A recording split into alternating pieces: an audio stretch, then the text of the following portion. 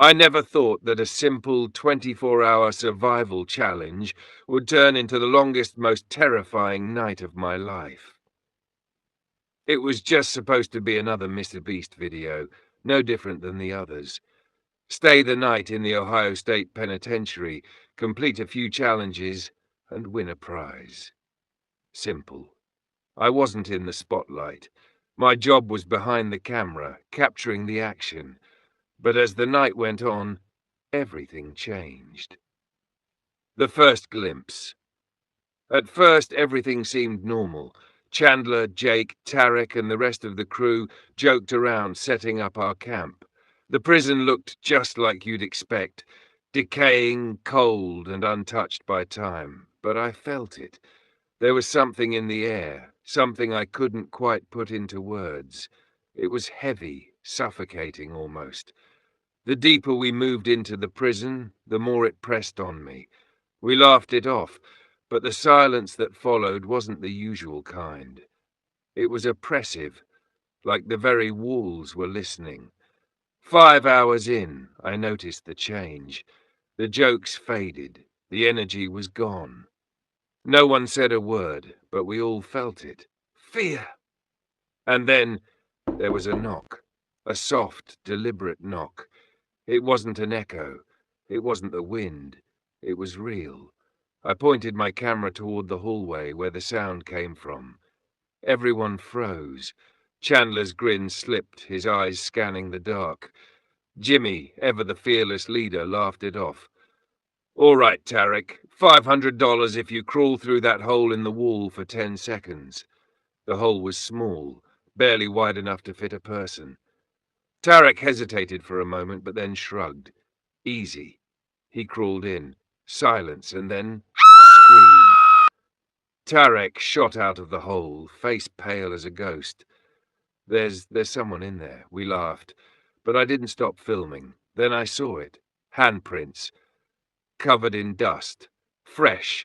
Smudged into the walls, but they weren't ours. I zoomed in.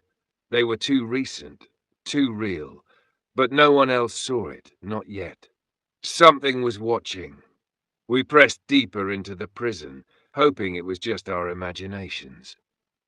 Some of the guys went upstairs to explore while I stayed downstairs, trying to shake the uneasy feeling that settled in my gut. As I passed one of the old cells, I caught sight of something I wasn't expecting. A mirror, cracked and shattered, but still reflecting the dim light. It didn't make sense for something like that to be left intact. I aimed my flashlight at it, the beam flickering as I stared into the glass. For a moment, I wasn't sure what I saw. In the reflection, I saw the others standing behind me, but they weren't moving. I blinked, confused. And then in the mirror's surface, the reflection of someone who wasn't there. I turned quickly, but the moment I looked away, the figure was gone. The mirror didn't lie. The chill in the air grew colder. I felt it like a hand resting on my shoulder, even though no one was there. And then a door creaked open, just a few inches. None of us had touched it. That's when we heard the footsteps, slow, dragging. I turned to the others. No one moved. No one even dared to speak. I glanced back down the hallway. There was something, just at the edge of my vision, a dark shadow that shouldn't have been there. It was moving, but when I blinked, it was gone. I wasn't sure if I had seen it, or if my mind was playing tricks. We ran, back to base camp, where I had set up the giant lights surrounding the sleeping bags. I thought the bright light would help keep whatever was out there at bay, but it didn't. I couldn't see them, but I could feel them, always just beyond the light. The faint rustling, the whisper of movement at the edges of my vision. And then it happened again. I checked the walls around the camp. A fresh handprint. I froze. It wasn't there before. It was smudged into the dirt-covered walls. But there was no one else around to make it. I filmed it, but the camera caught nothing except the eerie emptiness. We weren't alone. The final clue. The cameras kept glitching, flickering out one by one. The light around us grew dimmer as the hours dragged on, the tension too thick to cut through. I grabbed the EMF detector, hoping for some sign of logic to explain the madness, but it spiked. The needle bounced erratically. My flashlight flickered again. I aimed it at the door, heart pounding in my chest. I swear I saw something in the corner of my eye. A figure just standing there, watching us. I pointed the flashlight at the door. The figure was gone, but the air felt heavier. I turned to Jimmy, trying to break the tension. I don't believe in ghosts. I've yet to see one. So, come out, wherever you are, and convince me. His voice shook. He didn't believe in ghosts, but I could hear it in his words. The fear. It was there. And then the door slammed shut. The lights flickered one final time. Something was out there. It was then that we heard it. Or at least, I think we did. It was barely a whisper, but it was unmistakable. It said, "It's raining." I froze, and that's when it hit me. We still had 19 hours left in the challenge.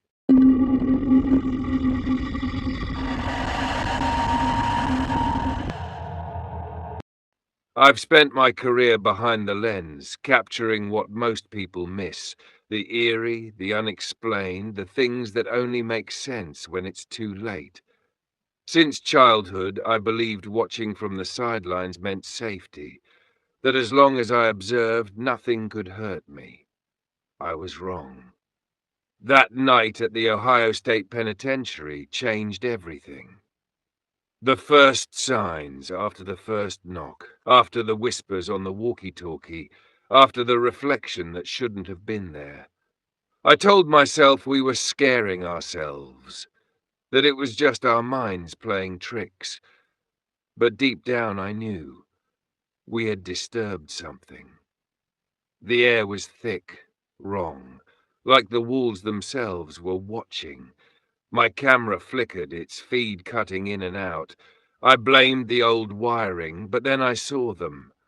Shadows shifting along the corridor, moving when no one else did. Not tricks of the light. Not dust. Something else. Then came the footsteps, soft, wet, close. I held my breath, trying to rationalize it. Old pipes, the building settling. But then I looked at Chandler. His face had gone pale. He heard it too. Then, cutting through the silence like a blade, came the voice. "It's raining." I spun around, the walkie-talkie, it had to be, but there was no static, no response, because the voice wasn't from the radio. It was behind me. I raised my flashlight, my hands trembling. For a fraction of a second I saw something, a figure slipping behind a pillar, vanishing into the gloom. The air turned ice cold, then bang! A door slammed shut, the force rattling the rusted hinges. Tarek cursed under his breath. My camera caught it, the reflection. A woman, standing in the mirror of an empty cell. I turned, nothing, just silence, just darkness. But I knew what I had seen. To shake the tension, Jimmy had an idea. He asked Chris to throw an old bedsheet over himself and pretend to be a ghost, a cheap scare for the camera. The plan? As Jimmy entered the room, Chris would be mid-action, lifting a chair to carry it toward the center. A simple skit. Chris got into position near the doorway, adjusting the sheet over his head. Jimmy gave a nod, signaling me to start recording. Then he stepped into the room. Everything was going as planned. Chris, fully committed, picked up the chair. Then one of us spotted him. Panic flashed across Chris's face. He bolted. But he didn't get far. His foot caught on something, and before he could react, he slammed against the wall behind him. Hard. A nervous laugh slipped out. Then another, but something felt off. That's when we noticed it. The chair, it moved. Not a lot, just slightly. So little that we might have convinced ourselves we imagined it. But we hadn't. The laughter stopped. The prison chapel was the last place we wanted to be. But Jimmy, still trying to shake the fear, climbed up to the pulpit, tapping the microphone like he was testing it. "First of all," he announced, forcing a grin, "I'd like to thank Chandler for visiting our humble church." The joke barely landed. Chandler wasn't laughing. He sat stiffly in a pew, his fingers twitching, his eyes darting left and right. I feel like someone is staring at me from every direction." His voice shook. So did mine when I said, "There's no one there." I wasn't sure I believed it. Then static, the walkie-talkie buzzed. Then that same voice. "It's raining." Chandler shot up from his seat, knocking over the hymnal beside him. That's when we saw them. Handprints. Fresh, wet, appearing. One after another, pressing into the crumbling wall. They weren't there before. Fingers splayed. Too high up to belong to any of us. Then, as if waiting for us to notice, something moved. A shadow darting along the wall. Too solid. Too real. Then gone. And with it so were the handprints. Every single one. Like it had all been some fleeting nightmare. We stood there, silent, frozen. The weight of what we had seen pressed into our bones. No one spoke. No one dared. Because we knew. This wasn't over. Jimmy tried to force a smile, we all did. But it was hollow, forced, because we all understood the truth now. This wasn't a prank. This wasn't just a ghost hunt gone wrong. We had awakened something, and we still had 14 hours left to survive. Somewhere in the prison, another door slammed shut. Silence. Then from down the corridor, a sound. Not footsteps, not breathing. Something else. I looked through my camera lens and saw it. A figure. Standing just at the edge of my view, watching. But when I lowered the camera, it was gone.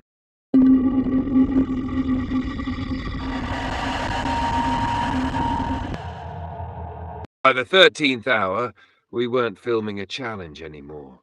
We were trying to get out. It started as a stunt, 24 hours in an abandoned prison, a viral gold mine. Then came the knocks, the whispers, the handprints appearing from nowhere, shadows moving when no one else did, and that voice, distant at first, then closer. "It's raining." Jimmy knew how to hold an audience. "New challenge," he announced, standing in the rusted hallway. "Find me. Win $500. We found him fast. Too fast. So he raised the stakes. The next round, he disappeared. We searched every row of empty cells, the mess hall, the stairwells. Nothing. Then Chris's phone buzzed. Jimmy's voice came through. Too calm. Too flat. "Find me in 20 minutes, you get $2,000. The way he said it, something felt off. 8 minutes left. A knock. Soft. Metal against metal. We turned toward the sound. It came from deep inside solitary confinement. Another knock behind us. We ran toward the first noise, expecting Jimmy to pop out laughing. But the cell was empty. 20 minutes passed. Then Jimmy stepped out of the darkness, grinning. "Guess you guys lost." His smile was the same. But his eyes weren't. I was behind the camera. I knew what I saw. But when I played back the footage later, there was no knock, no sound at all. Just us reacting to nothing. Some places feel wrong. Cell 13 was worse. The story went that an inmate, James Lockhart, had set himself on fire there. As we stood in front of the door, the air felt heavy, thick, like it was pressing down on us. My flashlight flickered. The walls were covered in deep, uneven scratches, frantic, desperate. We placed the EMF detector on the rusted bed frame. "If you're here, give us a sign." Silence. Then a violent spike. The temperature plummeted. The air thickened, pressing into my chest like unseen hands. Then came the footsteps. Slow, deliberate, dragging. A sharp bang erupted down the hall. Then the unmistakable sound of something scraping against the floor. Getting closer. We ran. Didn't stop until we reached base camp, gasping for air. No one spoke, because we all heard it. I checked the camera. The scratches on the walls, they weren't there anymore. We shouldn't have done it. It wasn't a Ouija board, but it was close enough. We placed the EMF detector and a recording phone in the center. At first, nothing. Then, that feeling. Like we weren't alone. Like unseen figures loomed just beyond the flashlight beams, watching. Connor swallowed hard. "Are you standing between me and Taylor?" The EMF spiked. The flashlights flickered. Connor gasped, his breath hitching. His eyes watered. His nose ran. A sudden fever hitting all at once. Then, a noise, not from any of us. A whisper. Soft, low, right in my ear. We broke the circle. And just like that, it stopped. But the feeling didn't. Something had stepped closer. And it hadn't left. I reviewed the footage later. Connor had been looking right at me the whole time, but in the reflection of my camera lens, his eyes were somewhere else. I couldn't sleep. The others had drifted into uneasy rest, shifting, mumbling. I just lay there, listening. Then the walkie-talkie crackled. A voice. Flat, calm, wrong. "It's raining." No static, just breathing, right on the other end of the line. I grabbed the camera, heart pounding, and started filming the walkie-talkie. I watched through the screen, and for a split second in the darkness behind it, there was something else, something watching. I blinked, looked up, nothing. Checked the footage, nothing. But I know I saw it. Didn't I? Morning. Sunlight didn't make it feel better. As soon as the cameras rolled, Jimmy was back to normal. "Hey, ghosts! Last chance, any of you boys out there?" "All right, just checking." The guys laughed, cheering. "We did it," someone said. Jimmy grinned. "We entered thinking we'd get possessed by a demon. Squad is alive. No demon possession here. No ghost possession here. We're Gucci. Thank you guys for watching." The second the camera shut off, silence. None of us spoke. Not on camera. Not to each other. But I haven't stopped thinking about it, because when we left that prison, I swear something left with us. I checked the footage again when I got home.